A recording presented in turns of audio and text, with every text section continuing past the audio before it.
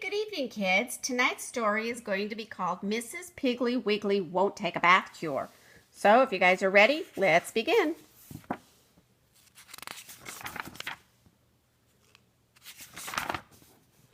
Mrs. Piggly Wiggly lived in our town. She has brown sparkly eyes and long brown hair, which she usually wears up in a knot on top of her head. She has a dog called Wag and a cat called Lightfoot, and she lives in an upside-down house.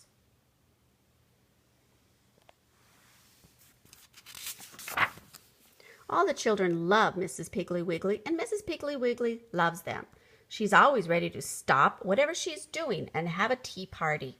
And she's glad to have the children dig for worms in her petunia bed. In fact, Mrs. Piggly Wiggly just naturally understands children, which is, of course, why all the parents call her whenever their children are being difficult. Mrs. Piggly Wiggly always knows exactly what to do to help cure children's bad habits, like taking a bath, which was Patsy Brown's bad habit. Up until the time of this story, Patsy was just an everyday little girl, but one morning, Patsy's mother filled the bathtub with nice warm water and called to Patsy, "Come take your bath." But when Patsy saw that nice warm tub of water, she began to scream and yell and kick and howl like a wild animal. Naturally, her mother was quite surprised to see her little girl acting so peculiar, but she said, "Now, Patsy, stop all this nonsense and hop into the tub." Patsy ran from that bathroom yelling, "I won't take a bath. I won't ever take a bath. I hate baths." That's what she was saying. Patsy's mother let the water out of the bathtub and went downstairs to telephone Mrs. Piggly Wiggly. She said, "Hello, Mrs. Piggly Wiggly. This is Patsy's mother, and I am having such a time this morning with Patsy. Simply will not take a bath." Mrs. Piggly Wiggly said, "I would say the radish cure is probably the quickest and the most lasting. All you have to do is buy one package of radish seeds, then let Patsy alone as far as washing is concerned. When she has about a half an inch of rich black dirt all over her, scatter the seeds on her arms, her head, press them gently, and then let's just wait." The next morning, Patsy's mother did not say one single word to Patsy about a bath, and so Patsy was sweet and didn't act like a wild animal. The next day was the same, and so was the next.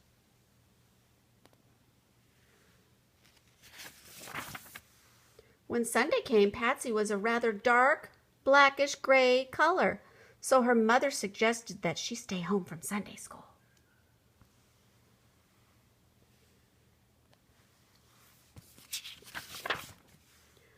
At the end of the third week, Patsy skipped out to get the mail, and the postman, on seeing her strangely uncombed, dusty-caked hair and the layers of dirt on her face, her neck, and her arms, gave a terrified yell, and he fell off the porch.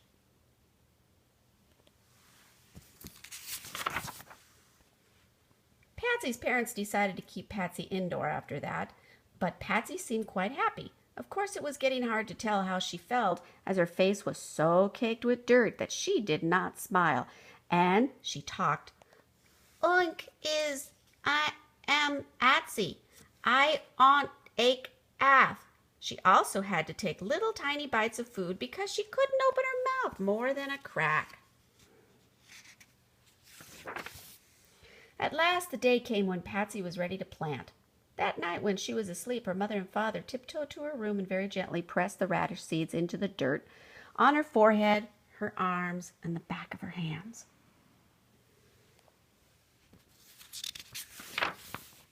Some days later, Patsy woke up, and there on her hands and her arms and on her forehead were green leaves.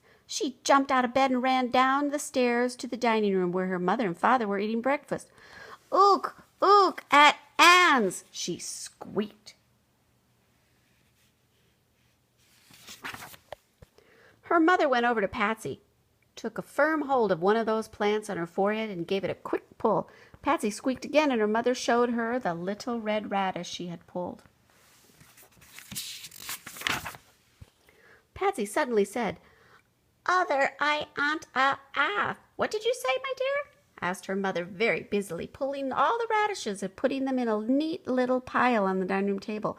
I want a said Patsy so plainly that it cracked more mud off the left cheek. Patsy's mother said, I think it better be a shower.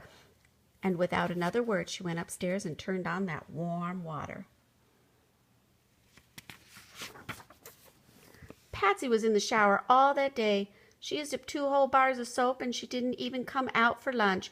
But when her father came home for dinner, there she was waiting for him at the door, clean, smiling, and in her hands was a plate of little red radishes. Well, I hope you guys all like that story. Join me in a few more days, and I'll have another book for you guys. Everybody, get off to bed, and don't forget to brush your teeth. Bye-bye.